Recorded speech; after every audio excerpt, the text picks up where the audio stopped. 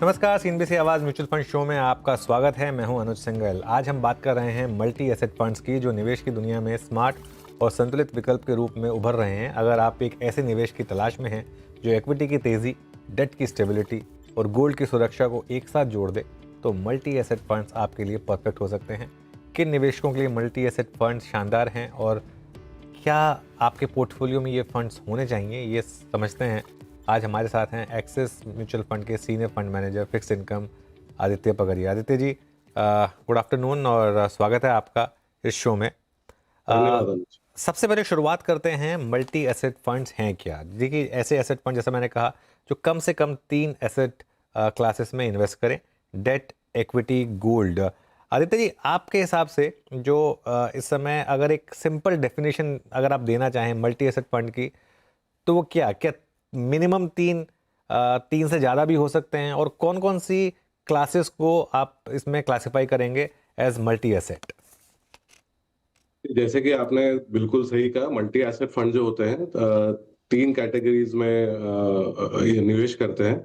पहला है इक्विटी, दूसरा होता है डेट और तीसरा होता है कमोडिटी। कमोडिटी में it can be gold, silver, commodities हो सकती है। तो अ, होता ये है कि डिफरेंट टाइम पीरियड्स में हर एसेट क्लास अलग अलग तरह से परफॉर्म करता है।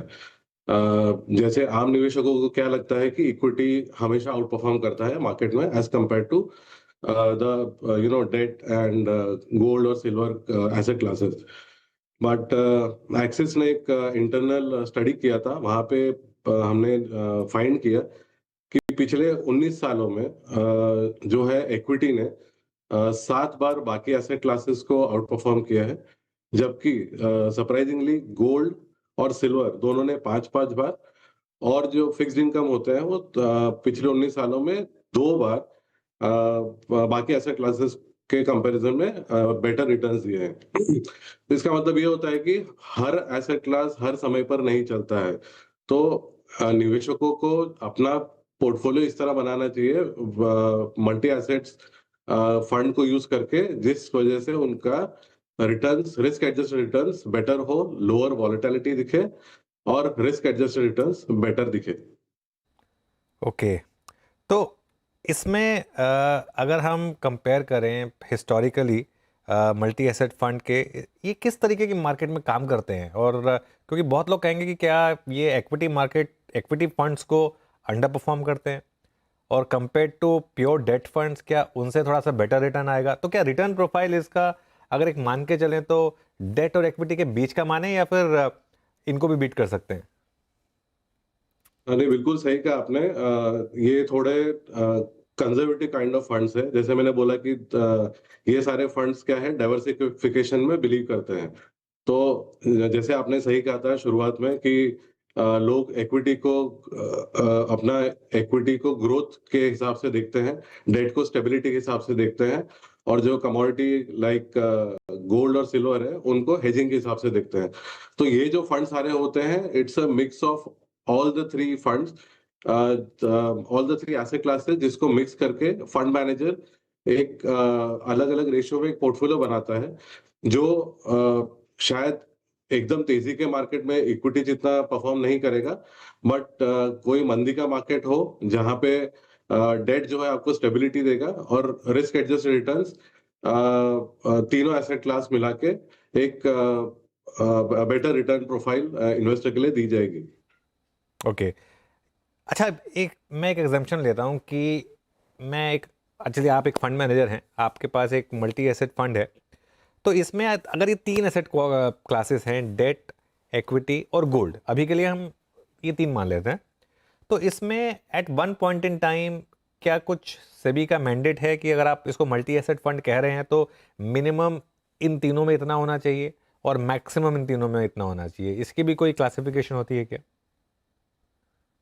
इसकी क्लासिफिकेशन होती है, अलग अलग फंड हाउसेस के अलग अलग क्लासिफिकेशन है। बट मिनिमम, जैसे कमोडिटी की बात करो तो minimum commodity should be between 10 to 30%। सो 10 से 30% के बीच में कमोडिटी ले सकता हूँ, तो वो गोल्ड और सिल्वर के बीच का हो सकता है।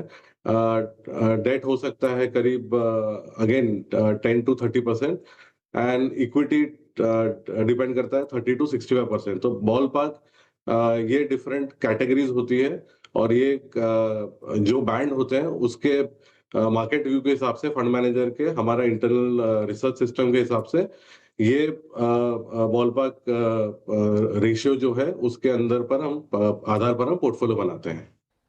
तो मान के चलें कि इसमें भी लेकिन ज़्यादातर जो ओवरवेट है वो इक्विटी का ही होता है इसमें। हाँ, इक्विटी का ओवरवेट होता है, बट इक्विटी अगेन हम क्या कर सकते हैं उसमें, अगर इक्विटी पे व्यू हमारा बहुत पॉजिटिव नहीं है तो टैक्स एफिशिएंसी को मेंटेन करने के लिए हम लोग उसमें आर्बिट्राज पोजीशन भी ले सकते हैं। तो प्योर इक्विटी भले ही ना हो, बट ये इक्विटी प्लस आर्बिट्राज पोजीशन हो सकती है इसके अंदर। Okay, equity plus arbitrage position हो सकती है। एक और सवाल इसमें हाइजीन से रिलेटेड, इसका टैक्सेशन किस हिसाब से होता है फिर?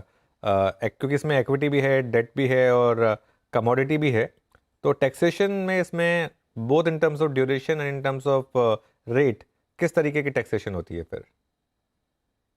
सी ये multi asset fund of fund जो कैटेगरी है वो एक्चुअली एक फाइनेंस बिल के हिसाब से एक नॉन स्पेसिफाइड फंड की कैटेगरी है, जहाँ पे आपका इक्विटी पोर्शन है वो बेसिकली इक्विटी प्लस आर्बिट्राज मिला के मिनिमम 35% होना चाहिए। तो अगर वो मेंटेन करते हैं तो उस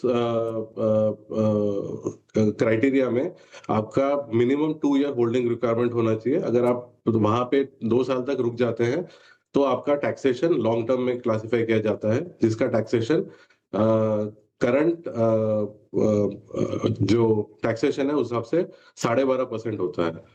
और अगर उसके कम रहते हैं, आप 2 साल के अंदर आप एग्जिट करते हैं वो फंड से, तो शॉर्ट टर्म टैक्सेशन के लिए क्लासिफाई होगा, जिसका आपका जो मार्जिनल रेट ऑफ टैक्स जिसे कहते हैं उस हिसाब से आपको टैक्स लगेगा। तो कोई भी निवेशक जो ऑब्वियसली इसमें इक्विटी भी है, डेट भी है, कमोडिटी भी है, तो कोई भी निवेशक इस तरह के फंड्स में जो डालना चाहते हैं उनसे यही कहा जाएगा थोड़ा मीडियम टर्म व्यू बना के आइए, जहां से आपको इक्विटी के लिए बोला जाता है कि आप जितना लंबा रहेंगे उतना आपको रिस्क एडजस्टेड बेटर रिटर्न्स मिलेंगे। और इस कैटेगरी में भी अगर आप लंबे समय तक निवेश करके रहेंगे तो लॉन्ग टर्म टैक्सेशन के हिसाब से आपको टैक्स का बेनिफिट भी मिलेगा, लोअर टैक्स बैंड का। ये इंटरेस्टिंग है, लेकिन इसमें बात बताइए, मार्केट तो इतना डायनामिक होता है, कभी फंड मैनेजर का मन करेगा एक विद इन एक फाइनेंशियल ईयर कभी 66% पर ले आए इक्विटी को, कभी मान लीजिए वो 62% पर ले आए इक्विटी को, तो इन दैट केस तो फिर सी का काम बहुत बढ़ जाएगा फिर वो टैक्सेशन के एंगल के हिसाब से। नहीं, जैसे कि मैंने कहा, ये जो फंड ऑफ फंड की कैटेगरी है, हम उसमें मिनिमम 35% इक्विटी प्लस आर्बिट्राज की पोजीशन रखेंगे। तो उस वजह से क्या होगा कि ये हमेशा ये जो नॉन स्पेसिफाइड कैटेगरी है वो उसमें क्लासिफाई होगा, ताकि ये 12.5% के टैक्सेशन के हिसाब से निवेशकों को 2 साल तक रहेंगे तो वो उस तरह का टैक्सेशन आएगा। अच्छा, एक सवाल ये भी उठेगा यहाँ पर कि ये जो फंड्स हैं, मल्टी एसेट फंड्स, इनको अगर हम कंपेयर करें बैलेंस एडवांटेज फंड से या हाइब्रिड फंड से, तो डिफरेंशिएशन क्या होगा फिर? ये जो मैं जो बात कर रहा हूँ वो फंड ऑफ फंड की बात कर रहा हूँ। तो ये फंड ऑफ फंड कैटेगरी में क्या होता है, हम इसमें क्या करेंगे, जो ये फंड में जो पैसा कलेक्ट होगा वो दूसरे म्यूचुअल फंडों में डाला जाएगा। तो वो दूसरे इक्विटी फंड्स में होगा, कमोडिटी फंड्स में होगा और डेट फंड्स में होगा। तो इसमें बाकी जो बैलेंस एडवांटेज फंड्स है, जो मल्टी एसेट क्लास फंड जो आपने कहा है, वो डायरेक्टली इक्विटी, गोल्ड या फिर डेट इंस्ट्रूमेंट्स में डालते हैं। ये फंड ऑफ फंड के तरीके से हो रहा है, जिसमें मैं इन्वेस्टमेंट करूंगा एक म्यूचुअल फंड स्कीम के अंदर, जो either they are equity oriented है या डेट ओरिएंटेड है या कमोडिटी ओरिएंटेड है। तो इसीलिए इसका टैक्सेशन के पॉइंट ऑफ व्यू से ये नॉन स्पेसिफाइड कैटेगरी में आता है। और ये डिफरेंस है between a balance fund, multi asset fund and multi asset FO category fund. अच्छा, तो ये निवेश एक्चुअली कोई फंड्स में जाएगा, नॉट इन डायरेक्ट इक्विटी और डायरेक्ट बॉन्ड्स। अच्छा, एक इंटरेस्टिंग चीज़ बताऊं मैं आपको आदित्य जी, जब मैंने शो की शुरुआत की तो मैंने कहा कि अगर आप चाहते हैं कि इक्विटी की तेज़ी, डेट की स्टेबिलिटी और गोल्ड की हेजिंग अगर आपको चाहिए, अगर 1 साल का रिटर्न देख लें तो लेकिन सारे के सारे रिटर्न्स जो है वो गोल्ड ने जनरेट करके दिए हैं। अगर आप देखें 1 साल के रिटर्न्स मल्टी एसेट बिल्कुल। फंड्स के तो ये बट ये आपकी लाइफ में काफ़ी यूनिक रहा होगा ना कि इस तरीके का मतलब जिससे जिसको आप हेज मान रहे हैं एक्चुअली सबसे ज़्यादा रिटर्न उसने सबसे ज़्यादा अल्फा उसने जनरेट कर दिया।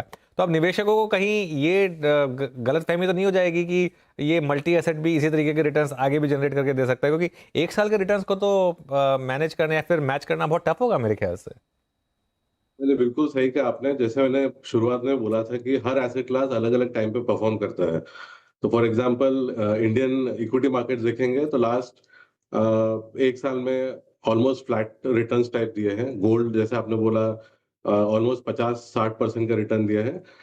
Date has been a stabiliser to this fund, जहाँ पे रफली अराउंड 7 टू 10% जो टिपिकली एक डेट फंड रिटर्न देता है। तो ऑब्वियसली डाइवर्सिफिकेशन इस फंड का मेन मोटो है, जहाँ पे आप रिस्क और रिटर्न्स दोनों बैलेंस करके चलते हैं। एक्सेस रिस्क भी ना हो कि आप आप जाके पूरा का पूरा फंड्स आप गोल्ड में डालें। गोल्ड या कोई भी एसेट क्लास में टाइम करके इन्वेस्टर्स को वहां पैसा डालना, टाइम पे एग्जिट करना बहुत डिफिकल्ट है कोई इन्वेस्टर के लिए। तो उस हिसाब से किसी इन्वेस्टर को जहां पे ये तीनों एसेट क्लास का एक बैलेंस चाहिए, उस तरह के इन्वेस्टर्स के लिए फंड बहुत काम आता है, जहां पे वो वो जो उसका जो रिस्क प्रोफाइल है और जो उसका गोल्स है, वो इस मल्टी एसेट फंड्स के थ्रू वो risk adjusted better return expect कर सकता है। तो जैसे मैंने बोला कि अलग अलग एसेट क्लास है, अलग अलग टाइम चलेगी। गोल्ड ने आउट परफॉर्म किया है, हो सकता है कि आगे 1 साल 2 साल गोल्ड आउट परफॉर्म ना करे। Equity because it has under perform in last 1 year, equity returns better हुए। डेट उसके अंदर है ही जो स्टेबिलिटी परफॉर्म करेगा। तो it's a mix of all these three asset class जो आपको एक स्टेबिलिटी ऑफ रिटर्न्स देगा। टाइमिंग कैसे की जाती है जब रीबैलेंसिंग होती है? उसमें कोई एक पर्टिकुलर एक जैसे अब आप टाइम करेंगे इस चीज़ को कि अब क्योंकि गोल्ड इतना बढ़ गया है तो इसके लिए अब थोड़ा सा इसको हम कम कर देंगे, ये इसमें रिटर्न्स के बेसिस पर रीबैलेंसिंग होती है या हर 3-3 महीने पर रीबैलेंसिंग होती है? कुछ फिक्स क्राइटेरिया होता है इसका रीबैलेंसिंग का, या फिर ये फंड मैनेजर के प्रेरोगेटिव पर होता है? ये फंड जो है हम इंटरनल एक मॉडल के बिहाफ पे रन करते हैं, जो हम लोग सन 2019 से रन कर रहे हैं। तो वो बिहाफ पे जिस तरह से मॉडल जो एसेट एलोकेशन बताता है, अलोंग विद दैट जो हमारे इंटरनल कमिटी है, वो डिस्कशन के हिसाब से broadly we change asset allocation की। जो एसेट क्लास बहुत चल गया है उसका थोड़ा वेटेज कम करके, depending on the asset class, जो हमको लगता है कि आगे परफॉर्म करेगा, वो हिसाब से हम लोग पोर्टफोलियो को रिबैलेंस करते हैं। तो डिपेंड करता है, अगर कुछ इवेंट बीच में आ जाए, फॉर एग्जांपल सम कोई वॉर आ जाए, या फिर टैरिफ के आजकल रोज अपडेट आते हैं, कभी कुछ चेंजेस हो रहे हैं, कभी टैरिफ बढ़ाया जा रहा है, कभी कम हुआ जा रहा है, we are closer to resolving the tariff, ऐसा कुछ इवेंट आता है तो we can the committee can decide and accordingly we can churn the portfolio. जब भी हमको जरूरत पड़े तो हम लोग उसको चर्न कर सकते हैं पोर्टफोलियो। तो इट इज हम लोग क्या करते हैं कि इसका जो है 80% जो कोर व्यू हमारा है वो चलाते हैं। रेस्ट जो 20% पोर्टफोलियो जो हमको लगता है जहाँ पे एक टैक्टिकल अपॉर्चुनिटी मिल सकती है निवेशकों के लिए आउट परफॉर्म करने के लिए कोई ऐसे क्लास में, सो वो हिसाब से हम लोग ये फंड रन कर देंगे। Okay, okay. आदित्य जी, फिर एक बात बताइए, इस समय आप का क्या व्यू बन रहा है मार्केट को लेकर? अगले 1-1.5 साल का अगर व्यू लिया जाए तो आपको क्या लगता है कि थोड़ा इक्विटी की तरफ एक्सपोजर बढ़ाने की ज़रूरत है या थोड़ा सा डेट की तरफ ज़्यादा एक्सपोजर बढ़ाने की ज़रूरत है? इस समय आपका व्यू क्या है, पर्सनल या फंड का व्यू? सिर्फ हम लोग का हाउस में मैं बताना चाहूंगा कि इक्विटी में जैसे ही कहा कि लास्ट 1 साल में एज कंपेयर टू द जो दूसरे इमर्जिंग इकोनॉमीज है, वो हिसाब से इंडिया अंडर परफॉर्म किया है। बट जिस तरह से गवर्नमेंट ने, आरबीआई ने और फाइनेंस मिनिस्ट्री ने जिस तरह से इकोनॉमी को शोर अप करने के लिए जो जो स्टेप्स लिए हैं, बहुत ही पॉजिटिव है। वो हिसाब से हमें लगता है कि नेक्स्ट 1 से 1.5 साल में equity will out perform when it comes to date, date में actually we are at almost at rate cut cycle के एंड में है। हमारे हिसाब से नेक्स्ट पॉलिसी में या उसके आगे पॉलिसी में 25 से 50 बेसिस की रेट कट की संभावना है। बट उसके अलावा डेट में जो है we are moving from duration strategy जिसको बोलते हैं, जहाँ पे हम लॉन्ग टर्म गवर्नमेंट सिक्योरिटीज या कॉर्पोरेट बॉन्ड में लेते हैं, उससे we are shifting to more accrual based strategy, जहाँ पे it's a mix of short term assets, government bonds और कॉर्पोरेट बॉन्ड्स, जहाँ पे हम लोग डेट पोर्टफोलियो उस तरह से बना रहे हैं।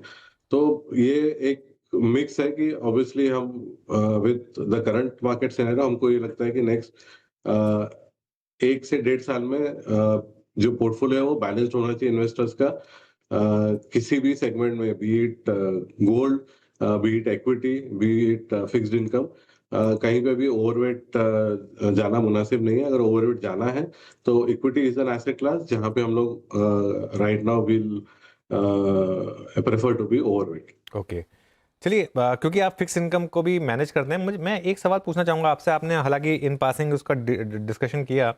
अभी जो इन्फ्लेशन डेटा आया एकदम 10 साल के लोवेस्ट लेवल्स पर, और जो कंसिडरिंग पिछली पॉलिसी में आरबीआई गवर्नर साहब ने अपना एक स्टांस क्लियरली चेंज किया था, उससे पहले लग रहा था कि अब एम्यूनेशन नहीं बचा है, लेकिन अब एक क्लियरली ग्रोथ पर फोकस है।